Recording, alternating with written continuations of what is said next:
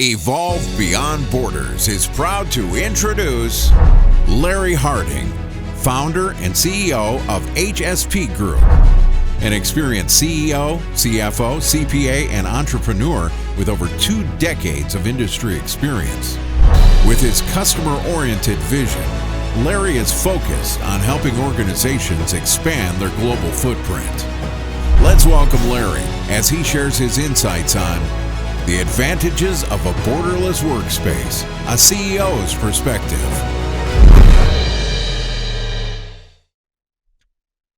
Greetings, folks. Extremely excited to be involved in the Evolve Beyond Borders. I thank the folks with Neeyamo and everybody involved in the presentation and the production of this amazing event.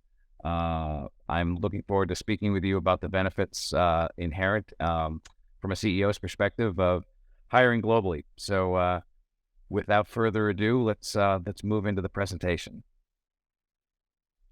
So my conversation today is going to be the advantage of a borderless workforce. Again, from a CEO's perspective, I think very qualified, as I'll fill you in, to be able to provide some input on that.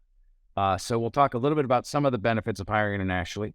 Talk a little bit about why specifically myself and our organization, HSP Group, feel like we know a lot about what we're talking about. Then to go in a few details on what some of the different things to consider and different approaches when hiring internationally inherent in the marketplace today, and what options probably make sense depending on your specific operating profile with your international footprint. Then I'll chat a little bit about HSP Group and why, again, we believe we're super qualified to be able to share some insights on this important subject.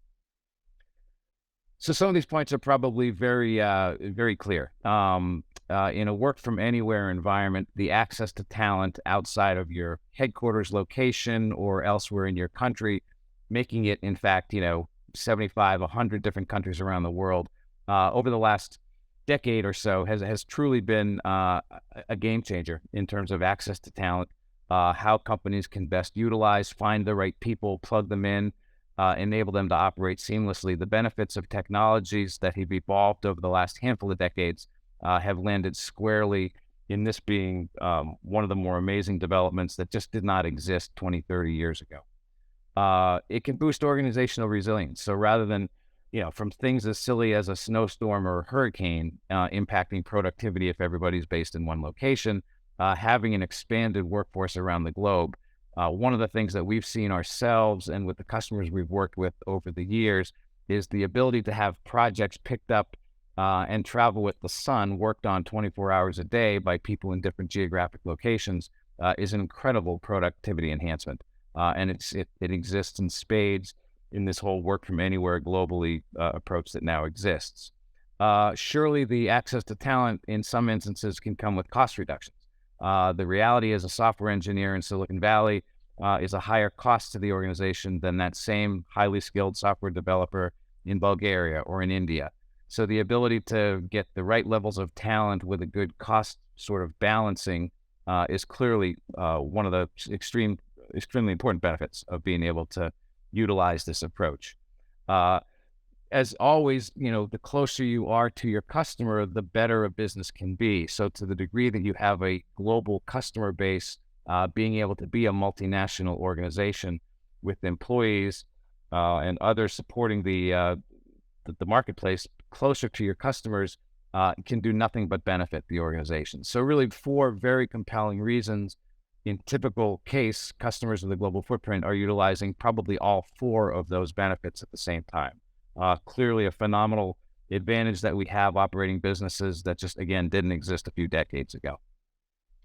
So at HSP Group, we're blessed to really know what we're talking about here. And the reasons are that our company actually exists to help companies manage and expand globally and overseas. We provide solutions for the headquarters-based folks who have to deal with all of the different challenges, including hiring in a very prominent way, but all the other challenges of trying to manage their global footprint. In order to do what we do, we actually have an extremely global footprint ourselves for a company that hasn't been around for decades. We actually have folks in 17 countries, and that list is growing. We have organization subsidiaries in the US, in Spain, and in the UK, and we use a employer of record hiring approach for the other 14 countries that we have folks in. And I'll talk a little bit more about some of those details. But between what we do and how we've structured ourselves, we're probably uniquely qualified to be able to talk about this subject in a pretty experienced way. So nowadays, there are three standard approaches for hiring internationally that are typically used. And again, many companies, including ourselves, utilize all three. So what has really grown in prominence over the last 5 to 10 years is the employer of record approach, or EOR. Basically, that's an employee leasing situation where a company like HSP Group would utilize a third party who's established an entity in 50, 80, 100, 120 different countries overseas. And basically, the third party would be the legal hiring entity, and they would basically lease the employees back to us.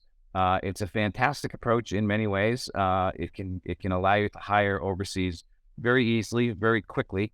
It has some limitations. It can get a little bit cost prohibitive when the in-country employee counts start to grow beyond the 3 or 4. It's not necessarily an approach that's compliant in every single country around the world.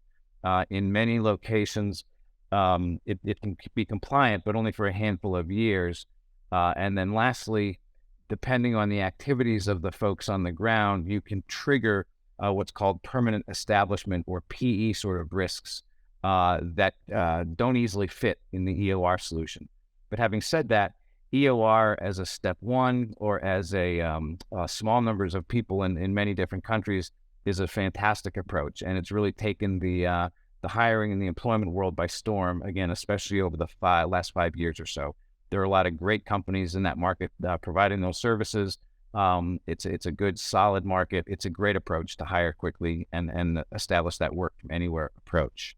A second approach we see is when, for example, a U.S. company simply registers itself to run an employee, to run a payroll in an overseas location. So it's a non-resident employer, or NRE registration. Again, can be very simple, easy to do, cost efficient, and it can be quick. The biggest drawbacks of the NRE approach, I touched on some of the permanent establishment, or PE risks. That can generate some high PE risk, because basically, if it's a U.S. organization with an NRE registration in 6 different countries, that U.S. company is basically operating from a legal perspective in those 6 different countries. So depending on the activities, that can very easily generate some unexpected or unwanted income tax liabilities in those 6 NRE countries. So again, you really need to be careful of what the people are doing and what your commercial activities are as an organization in those NRE countries. But again, a very viable approach. Lastly, the most formal would be where a local subsidiary or a local entity is established. So again, to my example, one approach could be that U.S. company with employees in 6 different countries. EOR wasn't right for them, or didn't stay right for them. NRE exposed some potential tax liabilities. So they're now going to go out and establish 6 different subsidiaries in those 6 different countries. That is a very flexible legal way to do it. From an employment perspective, you really don't have to. You can easily manage the things like the PE risks. The challenge can be, it can be a little bit cumbersome. Not only do you need to set up an entity and run your own payroll service, but then also you need to do entity solution type things, like what's taking care of the accounting and the bookkeeping and the taxes, staying on top of the compliance filings. So 3 different flavors. Each of them are used with my own company here. We use 2 of them, the EOR and local entities, and we probably will be shifting to using an NRE approach in a handful of different countries ourselves. So it's not uncommon for a company with a global footprint to utilize all 3 of those different strategies at the same time, depending on what the activities are, that in-country headcounts, things like that. So the question becomes, which option should you consider? To the degree that you have an urgent need for a quick solution, which is very common in the international employment world, an EOR or an NRE approach is fantastic. If the plan is to have a low headcount, either starting off or really not a significant headcount expected in different countries, again, those 2 are fantastic. If the permanent establishment PE risk triggers are such that the commercial activities being done on the ground or that the corporations doing in those countries aren't significant. Again, this can be a fine approach. It's phenomenal for short-term assignments. You may or may not stay in that country beyond a year. And there's just not a ton of local business activity. So again, if a country that you're operating in checks one or more of those boxes, EOR or NRE is probably the best approach to consider. If, however, the profile is a little bit different, you're expecting, or right from the get-go, you're going to have high headcounts in different locations. There are a lot of different commercial activities that can trigger PE risk. You're expecting, big growth situations in the country. There's a lot of sales on the ground, revenue generating activities. If those fit the profile, then probably thinking of a local entity setup is the way to be thinking about it, at least for the longer term. You can always start with an EOR or an NRE to begin with, but just recognize from a cost expectation and budgetary perspective, probably sooner versus later, you're going to want to evolve into a full local entity setup. So I spoke a little bit about HSP Group and our mission, and why, again, we feel like we have a lot of experience in this area. Our focus is to simplify the management, control, and efficiency of a multinational organization. So our customers that we tend to work with tend to be the folks in finance, accounting, tax, compliance, payroll, human resources, and the legal general counsel's office. So all of the folks, when a company is expanding overseas, hiring internationally with all these great tips that we just talked about, the burden of supporting that from a back office perspective tends to land on that group at headquarters. They're desperately searching for solutions, for technologies that can help them do that. That's what HSP Group does. We feel like we are able to extend the capabilities of the team at headquarters. So to the degree that we have folks either very experienced with our customers, but they have day jobs that they're taking care of, or maybe they really don't have a ton of experience operating internationally, we're able to fill in and supplement their team. Myself, the founding team, and most others in our organization have been doing this for 10, 15, 20 years or more. We know international operations like the back of our hand.